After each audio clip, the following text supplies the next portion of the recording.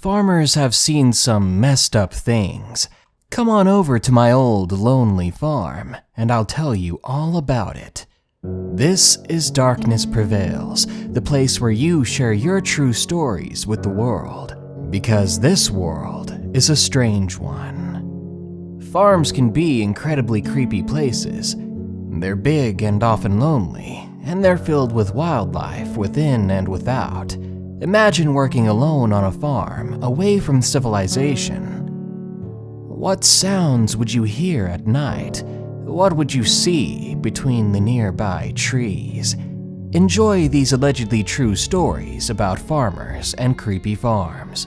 And remember, you can always send me your stories with the links in the description. And real quick, here are the first 5 commenters from my Animal Encounters video. Amy Lacrosse says, "Yay, yay, yay, you posted." That's exactly how I feel when I post, because then I won't go hungry. Bella Oh Bella says, "Hey, sup girl, how you doing?" Gabby 20055 says, "Hi, I love your videos. What's your favorite creepypasta?" That would be The Showers, a super long and super epic horror story that should have been made a movie a long time ago. Just Call Me Cat says, "Oof. You guys have my permission to make that a sound effect if you want." And finally, Soul Stealer 3002 comes at us with the most important message I've heard. Pineapple. Thank you, my fellow stormtrooper. Alright guys, let's dive right into those stories. Number 1. Nightmare Farm. Submitted by Harrison H. Growing up in my native county, a lot of strange things happen. We are a more rural area compared to the town that we call home. Living in Maryland, half of it's country and the other half is development. I love where I live, but at times, all the trees, noises, creaks, and bumps, they can catch you off guard. This happened about 3 years ago. It was my job on the farm to go and take care of our dogs that we have outside. You might think it's wrong having dogs sleep outside, but we built a large barn with the help of the Amish, which gives us room for equipment for the farm and a small area for the dogs to have beds and bowls. Back then we had 3 labs. Used to have 4, but we found one of them a home. These dogs are the type of dogs that are bred for hunting. Even at an old age, they would follow you, sit at your side, or fetch anything that you threw for them, as well as whatever you shot down from the sky. So they're not timid dogs in any way. The barn we built was not very far from our old house. If I had to estimate, I would have guessed it was 3/4 of a football field away from the house. Now that might seem like a long walk, but to us it was normal, as my driveway is called a lane for a reason. It was always my job to take care of the farm animals, including the dogs. Every night at 6, I would get up and go feed the animals. This night in question was not much different, though this time I'd lost track of time playing Gary's Mod online with some friends. On my way out, I made sure to grab a flashlight, as it was dark out by now, around 8:15. I was a little late. We had been having several storms lately, and thanks to Mother Nature, there was a thick fog rolling in. Other than that, things were normal. All I could really hear were my own heavy, fast-walking steps on the rocky road. You see, I'm never that good when it comes to night or darkness. I've got this fear of the unknown, of what might be watching me that I can't see. So when I get up to the main barn with the cows, I head inside. Thank God we have a motion light outside, and the light switch inside is so close to the door, because the flashlight I had brought was not doing the job. As I brought out the buckets of feed for the cows, they all rushed to the troughs. They were always very happy when you brought them food. As I turned away, I noticed something in the cornfield through the fog. and my heart started to race, and my mind, of course, was thinking of something disturbing or creepy out there. But to my relief, it was a pack of white-tailed deer walking out. I was at first a bit angry, as I knew they were eating the sweet corn, but then relieved that it wasn't just something else, something more terrifying. By then, the cows were fed, and I moved on to feed the cats. A while back, people thought it was a good idea to drop cats off at our farm, hoping they wouldn't find their way back to them, and they didn't. We still feed them, so don't worry, we're not those kinds of people. A few of our cats were already inside, which was strange, as they would usually hang out at night, hoping to catch a few mice running in the fields. And they were a bit more jumpy than usual, but I ignored it.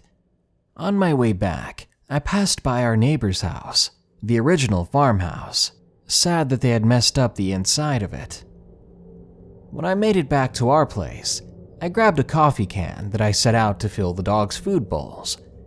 With that in one hand and the flashlight in the other, I began to walk towards the dogs' barn. The dogs have little gates they run through to get to the fenced outside area, and normally at this time, you'd be barked at like crazy just by passing by. But I couldn't hear a single bark, and when I tried looking with the flashlight, the fog was too thick. I figured it was just late. Maybe they were tired, or just think I wasn't feeding them tonight because I was so late. As I continued my march, feeling a little guilty, I looked around at the tree lines that I could see through the fog, hoping to see a car passing by through the thick hedgerows, or collection of trees and weeds that form the border of the property line. I turned my head to the cornfield, as it was between the hedgerow and the barn. As I looked into the stalks, I saw two red glowing lights from the field, standing still and motionless. At first, my rational side took over. I thought it was just a light from the development next door, but that would be from the back of their house, and they wouldn't have any red lights. I doubt their perfect community would like lights like that. So I froze. After realizing that it couldn't be the development, I saw those lights move a bit. As I turned the flashlight to the cornfield, whatever it was made its way further into the field. This was in the middle of a harvest, so the corn was very tall enough to cover whatever the heck this thing was. I turned, rushing to the barn as fast as I could, and that's where I found the dogs, all silent and cowering with their tails between their legs.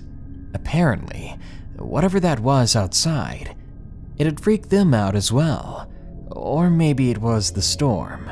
That's what I told myself, so that I could finish my duties. Nervously, I went on, feeding them, keeping my eyes fixed on the old glass window that was added to the barn.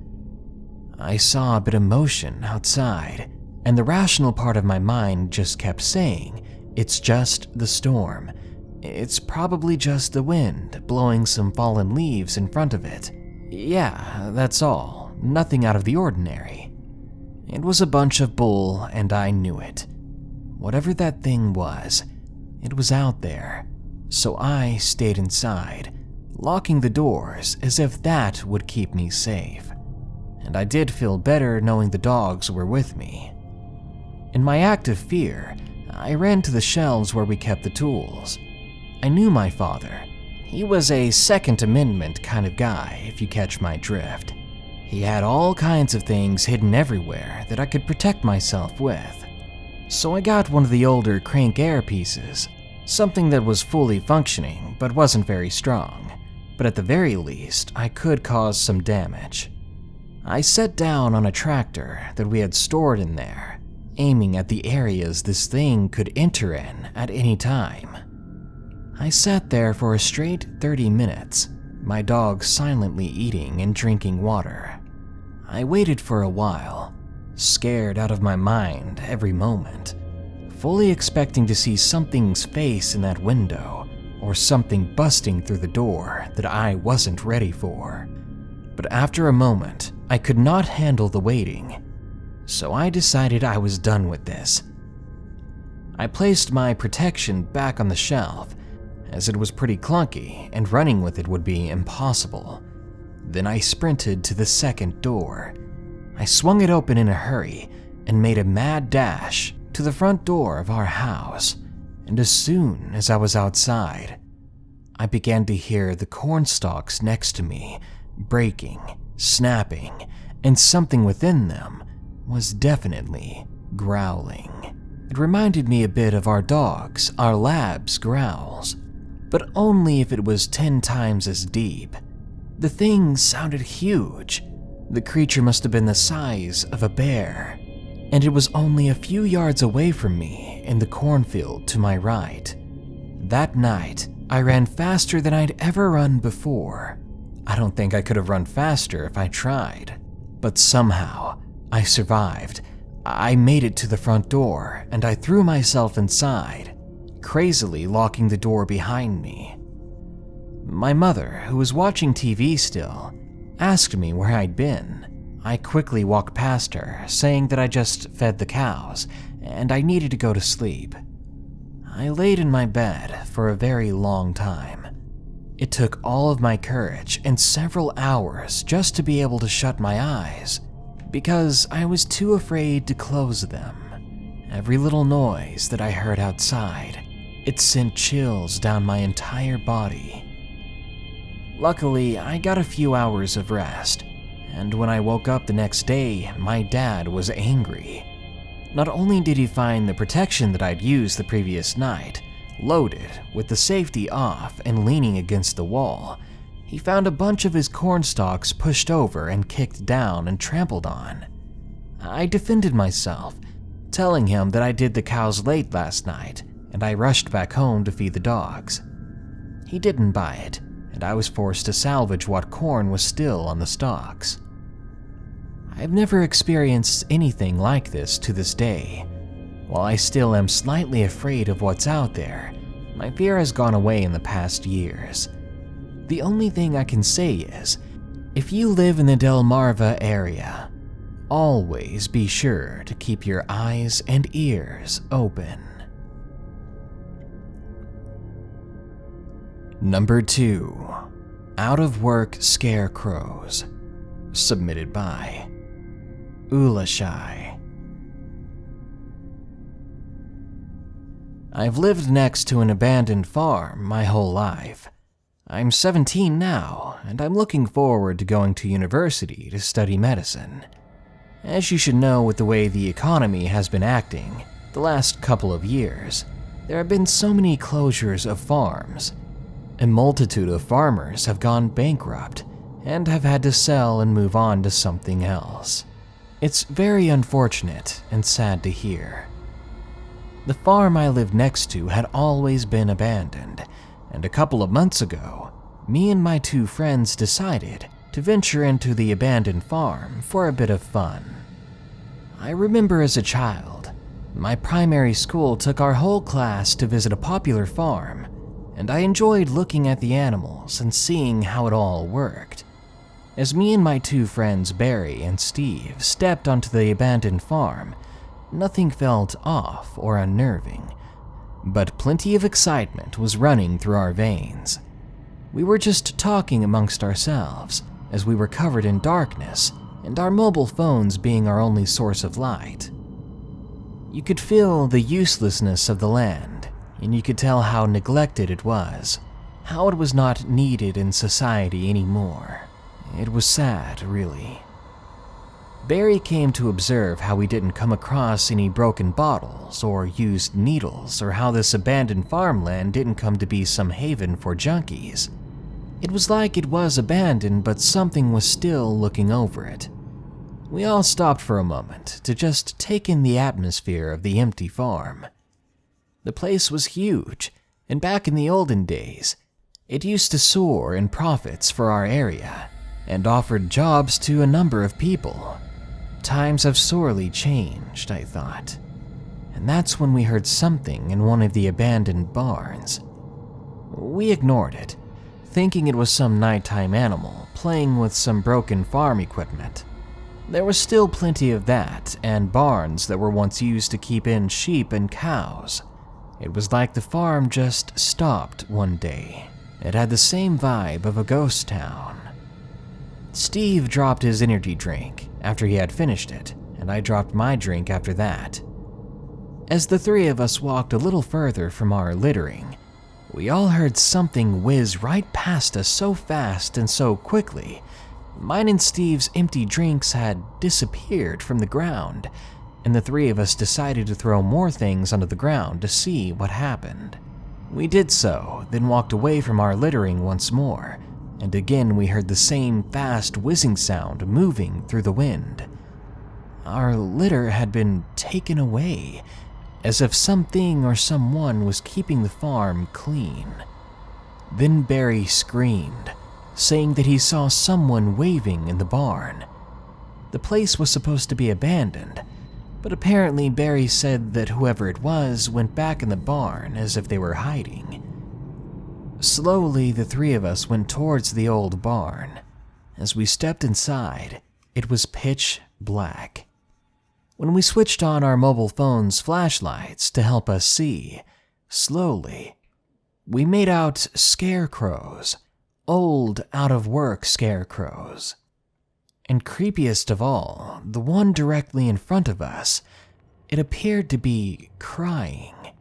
I had to rub my eyes after seeing this, because I swear, the cloth directly below where its eyes were, it was moist, and the way it was positioned, it looked both desperate and begging. I never knew a scarecrow could look so depressing. But what I didn't expect to see, what any of us didn't expect to see, was that scarecrow to turn its head. As it did, all of us dropped our phones out of sheer panic and fear, and when we picked them back up and shone our lights on the scarecrows, they were now all in the same position.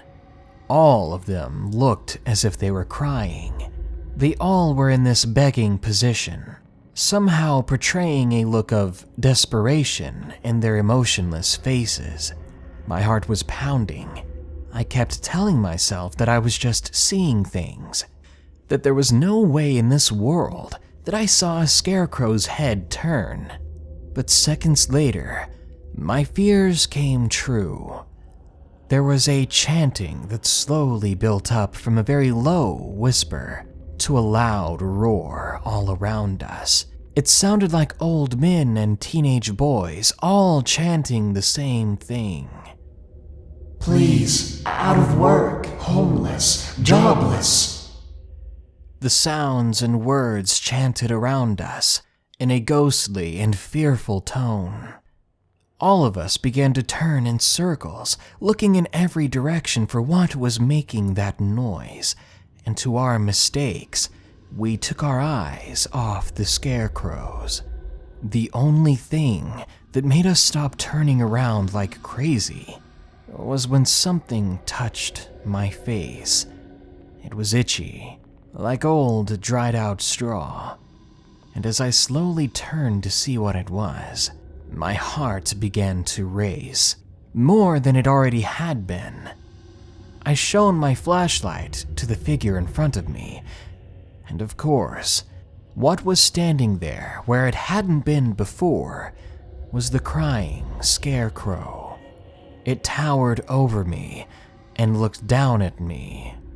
And as I tried to make sense of what was going on, something landed on my face, a teardrop. It was then that all of us ran out of the barn screaming, but we made it only 20 yards before the chanting stopped, and we stopped in our tracks, looking back towards the barn.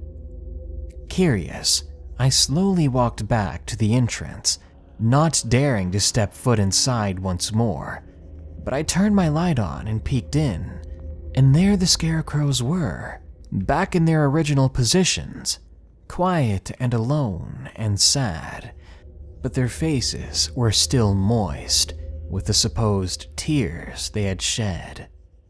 chills flowed all over me. Without a word, my friends and I took off out of there. That was the first and last time we'll ever go back to the abandoned farm. And number 3, 80 Acres, submitted by Brains. I know there are plenty of people who don't believe in God or the devil. I wish I was telling a God-fearing story of how an angelic being appeared and changed my whole messed up life forever. But this is not one of those stories. I'm not sure if God is real, and if he is, I don't know how he allowed such an evil to walk his green earth. That being said, I definitely believe in the devil. I've met his gaze, and I don't think I can ever shake all the hopelessness I saw in those cold, black eyes. They were endless pools of black, like the light didn't reflect off of them like it did anything natural on this world. They were empty, and now that empty feeling is eating away at me from the inside out, and I don't know how much longer I can deny it. Sometimes I hear that raspy voice in the breeze in the dark. Sometimes I still hear my name called when no one is there. So I used to love small, quaint little towns. Have you ever been to a small town? Well, in case you haven't, I'll elaborate a little bit. I don't mean towns of 16,000 people. I'm talking about the towns that have a population of under 1,000. The kinds of places you'd miss if you drove by them and blinked. They're the kind of places that live in children's books and country songs. Towns where everyone knows everyone. And most of the population is stretched out over miles of rural gravel roads. Can you picture it yet? Towns where you have to have a truck because the creek floods when it rains more than an inch. In the wintertime, these roads remain blankets of white, as there are not any plows to come to the rescue, unless the neighboring farmer has a tractor and is feeling pretty generous. I grew up on an 80-acre farm in one such small, quaint town. The town wasn't much of a town. I can only imagine that it's considered a town at all, because of the local post office and the handful of police officers. I have fond memories of that place. Regardless of the events that have recently occurred, I still can't say I have a hate for it. My grandparents purchased that land and worked hard to get everything that they had. They were God-fearing folk, but didn't necessarily go to church every Sunday. I do recall my grandparents having Joyce Myers on the TV when I would get up most Sunday mornings. My grandparents helped my father raise me. My mother was in and out of the picture, and they were like my second set of parents, a much more stable set. They made me who I am today, and I miss them dearly. I truly think they are what helped keep the darkness away. Before I get into the present, I need to say a little more about the past. My parents had their problems. I could write a whole book about the things that should have and would have been. My parents abused medications. For most of my childhood, they would get messed up at home, and if things got too crazy, my grandmother would come and pick me up, which was easy because she lived within a 5-minute walk from our trailer. My mother was very drawn to the paranormal, and this has some bearing on why I share this same fascination. She would read tarot cards and dabble in witchcraft. Now, I'm not saying my mother was a full-blown Salem witch, but she has told me she would often participate in spells and seances with her friends. She also didn't have a full bearing on what she was messing with. This, along with unknown things, led to the event I'm going to try to describe to you. I had to have been around 4 years old when this happened. My parents were suckers and would let me sleep in their bed, even though I had my own bed. I remember waking up to my mother screaming one night. I can't remember what she was saying. but I remember the tone in her voice. It wasn't anything I'd heard come from her mouth before. She had me wrapped up in the big duvet, and I remember the room being so cold, my nose hurt. She had me wrapped up so tightly in the duvet that my legs and arms had fallen asleep. She was in the right-hand corner of the room, sitting on the floor, with me in her lap. The bathroom light was on, and flooded a portion of the room with light. The light shone primarily on the bed. My eyes followed the light, and what I saw still haunts me to this day. Believe it or not, this is what I remember. My dad was levitating about a foot off of the bed. It wasn't some calm levitation either. He looked like he was being pulled upwards. He was tightly gripping the posts of the headboard and mumbling something I couldn't understand. My mother set me down on the floor and told me not to move and to close my eyes. Of course, I didn't close my eyes. I was so scared, but I could look away. My mom returned to the room with the Bible and began reading a scripture and praying out loud. My father began to convulse and flail about, all while still a foot off the bed and hanging off of the headboard. As quickly as it started, it stopped. My father fell to the bed after his body lurched forward. I don't remember exactly what happened after this, but I quit sleeping in my parents' bedroom after that. As an adult, my mother has told me that she saw it leave. She had called my grandmother when she went to get the Bible. She said it was a very dark shadow. It shot out of my father's feet and slithered out of the cracked window in the bedroom the moment my grandmother walked into the house. This ties into the story later. As I said, the paranormal has always been a part of my life. It doesn't really scare me anymore, but it will surprise me from time to time. But I won't allow it to scare me.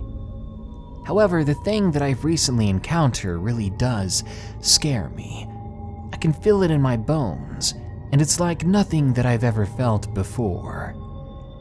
After my grandparents passed away, my father and I inherited their 80-acre farm, along with everything else they owned.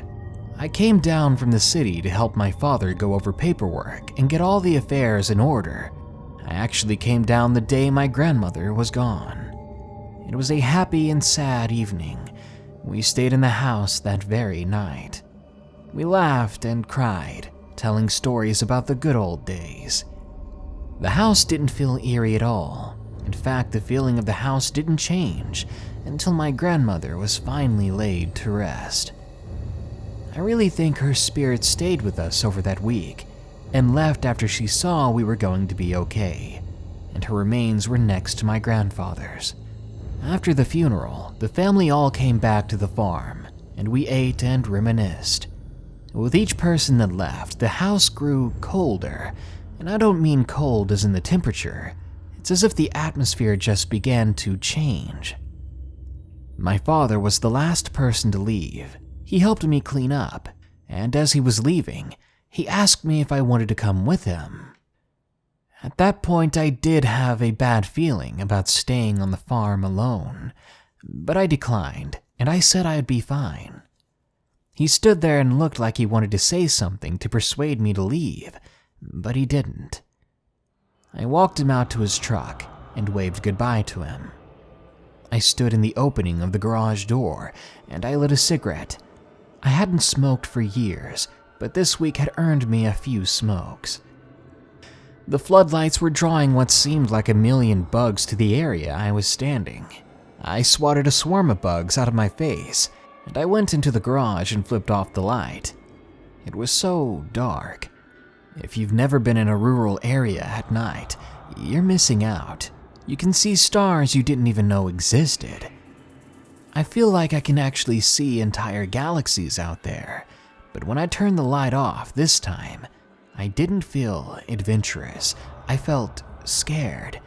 I questioned myself. Why am I scared?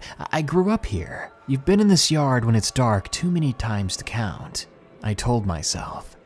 But there was still an uneasy feeling in the air. I flipped my cigarette out onto the gravel driveway, and right as I hit the button to close the garage door, I heard a scrambling sound on the tin roof of the garage. I hurriedly opened the door that led into the living room, and I locked the door behind me.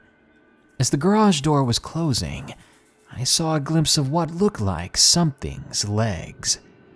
I closed all the blinds and triple-checked that every door and window was locked.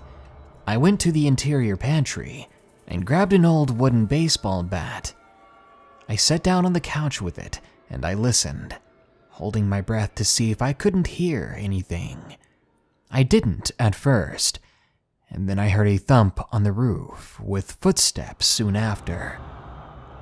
I felt my eyes welling up with tears of fear and anger. Then I heard a scratching sound. It sounded like sporadic claws being raked against the siding of the roof of the house. I even heard a sharp squeal of what sounded like something metal and sharp being run across the windows of the living room. I could feel tears sliding down my face. I wanted to call my father, but I didn't want him to be in danger too. I didn't know who or what was out there. The cops wouldn't get here for a while, and when they did, they'd probably tell me I'd been in the city too long, and it was just the sounds of the country. I don't really know what happened at this point, but I woke up on the couch around 6:30 in the morning. The sun was shining through a crack in the blinds, but the house still felt heavy. I put the baseball bat back in the pantry.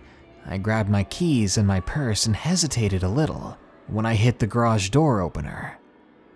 The door mechanically squealed open, and I cautiously walked outside. I fumbled for my pack of cigarettes and lit one and walked out into the sunlight. I walked to the side of the garage to get into my car when I noticed a strange set of prints on the ground. I still really don't know how to describe them. They kind of look like hooves, but that would be impossible. I then decided that it had to have been a large cat, and the dry ground had distorted the tracks, that had been what I heard the prior evening. I went to my dad's house and didn't mention anything that had happened. We still had a lot of things to take care of around the farm. The fields needed to be mowed, and most of the items in the house were going to need to be packed up. So he rode back to the farm with me. When we got back to the house, I saw something lying in the driveway. I stopped a few feet away from it, and my father exited the vehicle first. It was a lamb. What was left of a lamb? My father looked it over for a moment, then went to the garage and grabbed a large trash bag. Looks like a stray dog chased this guy from someone else's property, he said, while shaking his head. I knew that no one kept sheep near us, and our land didn't border anyone else's land, but I know my father was just trying to justify the clearly odd situation. He didn't want me to be afraid. We worked around the house, and we were about halfway through the packing and cleaning. We both flopped down at the kitchen table and began to chat. I glanced out the window, and I didn't realize how dark it had gotten already. I mentioned that we should head back to his house. He looked at me puzzled, asking me why I wasn't staying at the farm again. I stumbled over my words, and then he said, "Well, it's a little spooky out here by yourself, isn't it?" He chuckled. We started to go back to my car, and we loaded a few small boxes in my car that had belongings my father was taking to his place. There was rustling in the overgrown hay in the fields, and it was close. I told my dad we needed to get in the car. He shrugged and opened the passenger door. I looked out into the dark field, and I saw a figure standing in the tall hay. I'm 5'5", and the hay was a little over my waist. The hay hit the figure in the field at about the knees. Even though it was dark, I could tell their head was off to one side, like they were tilting their head like a dog that's curious. The figure was very thin and had something on its head. I just couldn't figure out what it was. My father started to get out of the car, but I locked the doors and slammed my foot on the accelerator. Gravel flew at the open garage and a cloud of dust trailed behind us. My father was yelling at me, asking me what I was doing. I looked out of my car window and saw that the hay was swaying behind the car in the field next to me. The thing was chasing us. I could see that in the moonlight, it had horns, but not like a deer. I couldn't place them exactly. I turned my eyes away and my father was staring out the passenger window. He tapped me and turned my gaze to the right. Out in the woods that met the fields, there were sets of eyes. I would say 60 different sets of eyes. It looked like hundreds, but I'm sure that would be an exaggerated amount. My father didn't speak until we were in his house and the door was locked. After speaking about it, we decided that it must have been a deer that was running next to us. The eyes we saw must have been a trick of the moonlight, maybe just lightning bugs. The next day, my father and I reluctantly headed back to the farm. The tension in the air was almost tangible. After working on packing for a bit, my father and I set out on the back porch and looked across the golden fields. "Let's take a walk," he said. I unwillingly dragged myself from my seat on the porch. I told him to hold on, and I ran inside to grab my boots. I didn't want to take a chance in flip-flops in the field. There was old rusty farm equipment laying on the ground, and I didn't want to get cut by it. We started to head back to the entrance of the fields that all of the buildings were on. As we were walking through the fields again, talking about my grandparents, we caught the smell of something rancid. As you've gathered, I grew up on a farm, and I've seen and smelled my fair share of decay in the fields. My grandfather was an avid hunter and fisherman, so I'd smelled some very terrible smells. This wasn't like anything I've ever experienced. It was like rot and trash and sewer all mixed together and amplified. I started to gag, and my father put his hand over his mouth, but soon followed my reaction. We walked towards the smell. We were standing on an open, relatively flat piece of land. My boots suddenly hit something metal under where we were standing, and it made a hollow ping sound.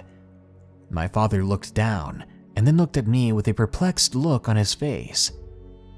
We kicked away the cut hay that had been laid all over the area. It revealed a large square metal plate. "Have you seen this before?" I questioned. My father didn't say a word, just shook his head. We stupidly decided to move the metal plate, because that's a good idea, right? When we did, there was an incredibly deep round hole, almost like a well. It was dark even in the still, bright afternoon sun. The horrid smell was the first thing that hit us. It was like a forceful wind of putrid air. My father and I just peered down the hole. Then we heard laughing.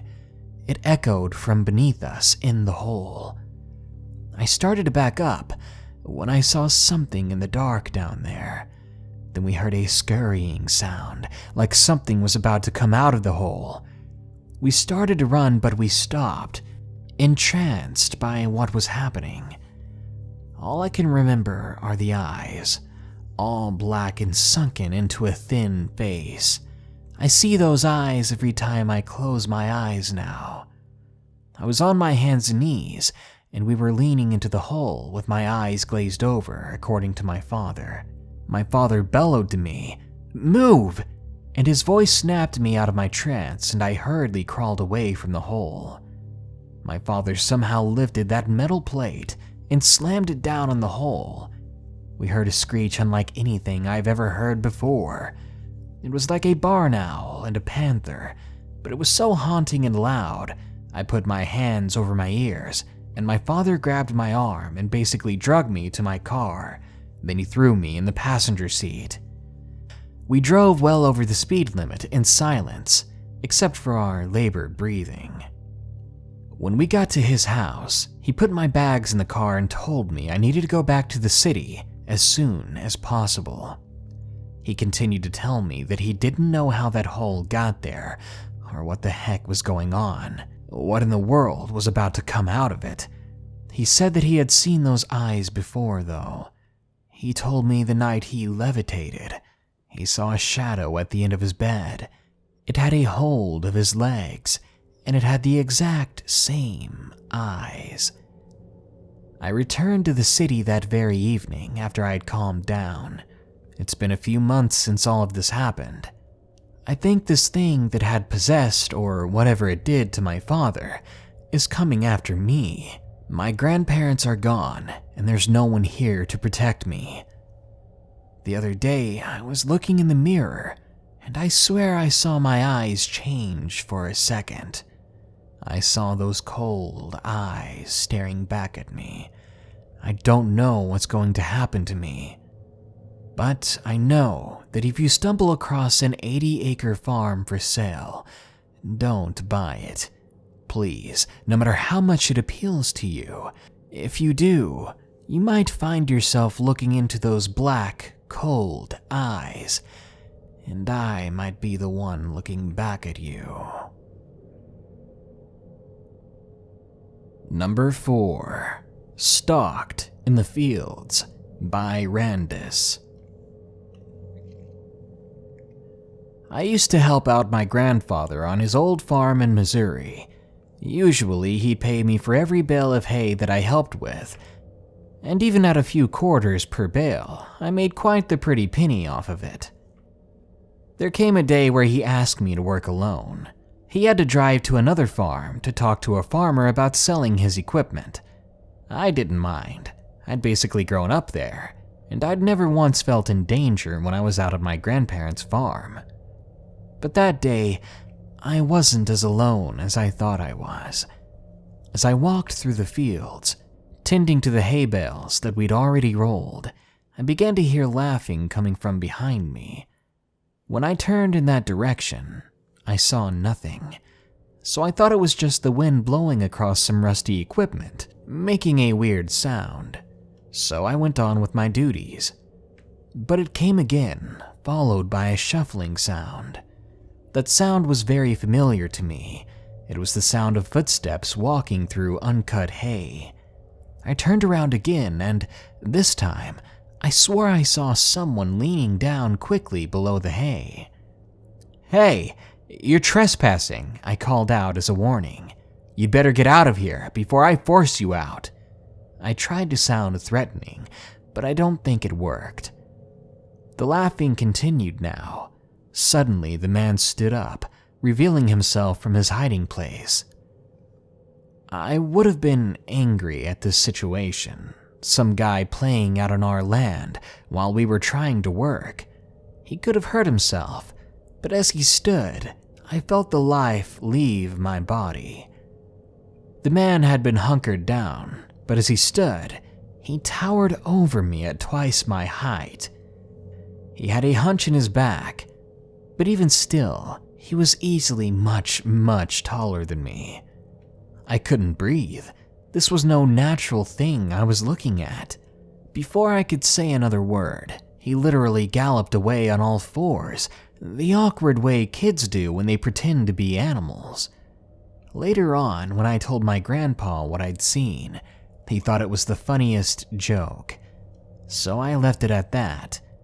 I haven't seen the man since, but if I ever do hear that giggling in the fields once more, I'll probably have a heart attack. And number 5, A Quick Terror by Taylor. I spend the night at my uncle and aunt's farm very frequently. It's beautiful out there. Plenty of nature and quiet whenever my uncle isn't working with machinery.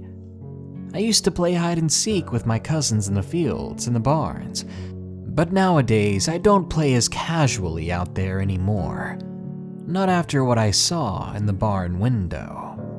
You see, my cousins and I asked my aunt and uncle if we could spend the night in the old barn, like a campout.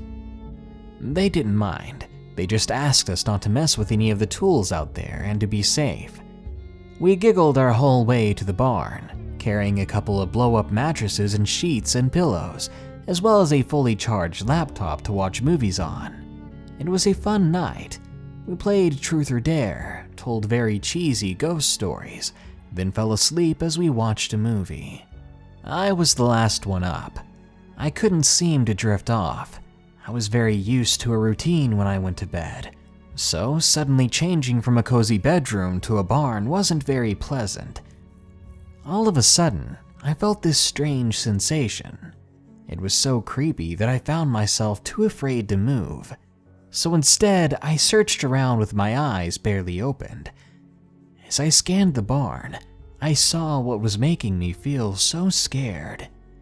It was a figure in the window, a tall man's silhouette looking in at us.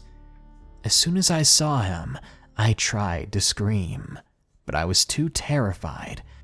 So much so that I only ended up scratching my own throat.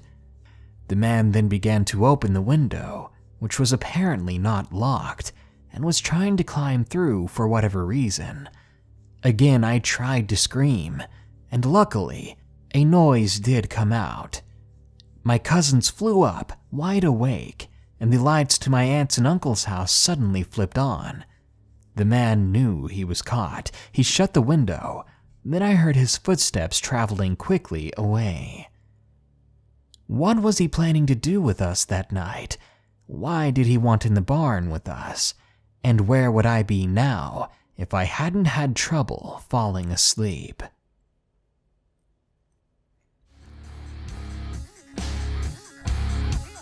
I used to live around at least 3 different farms, and let me tell you, after walking around and through them alone, even in broad daylight, it was some of the creepiest experiences. Nothing happened to me, of course, but if it had, I wouldn't have been surprised. Farms are necessary but creepy places, especially when you find yourself alone in a farm that hasn't been home to anyone for years. Good night. Be sure to like, share, comment, and subscribe if you enjoyed the video, and remember to share your stories with us with the links in the description. And a huge thanks goes out to all my newest patrons: Cindy Manio, D. Henry, Christopher Trusty, Kyla Kelly, Tanya Stinson, Ray Robinson, Zachariah Erickson, Francis G. Note, Heidi Geek Queen, Emily Ann Walsh, Kitty, Brianne Kennedy, Dogzer, Beeper Express, and Brendan Merrick. Thank you all so very much for giving that little extra to support this channel. I couldn't be more grateful for it. As for everybody still listening, stay safe out there and stay creepy.